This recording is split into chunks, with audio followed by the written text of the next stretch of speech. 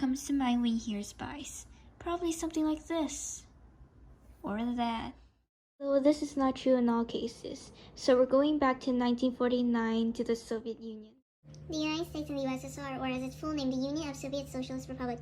Tensions was growing between the two nations at the end of World War II. People are fearful of the thought of a nuclear war, meaning the destruction to the entire globe. The US feared at the thought of communism developing in the United States, while the Soviets disliked the capitalism and feared of the American atomic bomb. This is the CIA, the United States Intelligence Agency, or its full name, Central Intelligence Agency.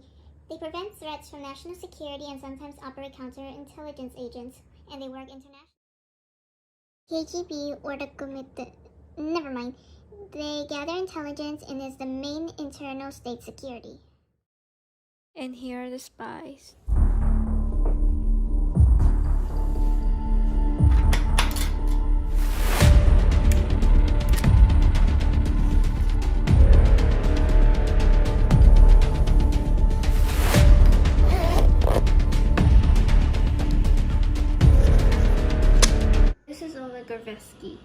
He was born on October 10, 1938 in the Soviet Union.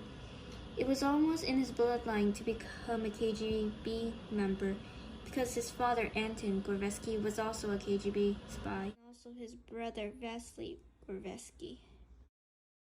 When he was accepted into the KGB, he was stationed at Denmark, Copenhagen to recruit potential spies. He noticed how different it was in the Soviet Union. He wasn't able to listen to certain genres of music or read certain books back home due to the heavy censorship. He then met this Englishman named Richard Bromhead, where Bromhead recruited him into the MI6, which is the British intelligence agency. He didn't do it for money. He did it because he wanted to, because he felt like the Soviet Union wasn't right.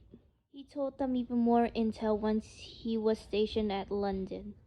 All things coming to an end, he received a call from Moscow to come back for an urgent meeting.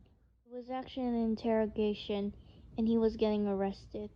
However, the MI6 had already made a plan for him to escape a few years back when he was working for them. He eventually arrived in England after that. Gorvesky now has 24-hour protection and is living in England. This is Jack Barsky, born on November 13, 1949 in East Germany, which was a part of the Soviet Union at the time. He was recruited by a KGB agent. Then he was given the name Jack Barsky from an 11-year-old boy that died. And in 1978, he was stationed in New York, and thus his spying career began.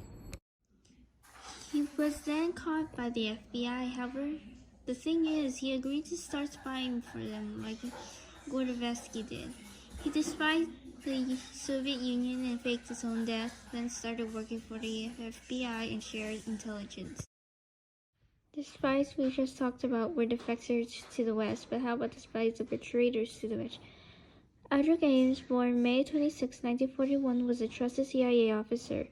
Even though some reports showed that he had poor hygiene and was underpaid, he married a woman named Maria Rosaro, who was a person who basically maxed out his bank account, which resulted him in having loads of debt. Tired of everything and now seriously broke, like any person would, he decided to become a double agent and start working for the KGB. He was one of the most successful CIA moles. He shared loads of intelligence with the KGB and even named some CIA operatives. This led to the result of many people's head getting hit with bullets. Later, he stated he did it for the money, and some research showed that the Soviets handed him immense bags of cash in stacks at a time. He was then caught in February 21, 1994. As much as this might seem as a victory, he had many CIA spies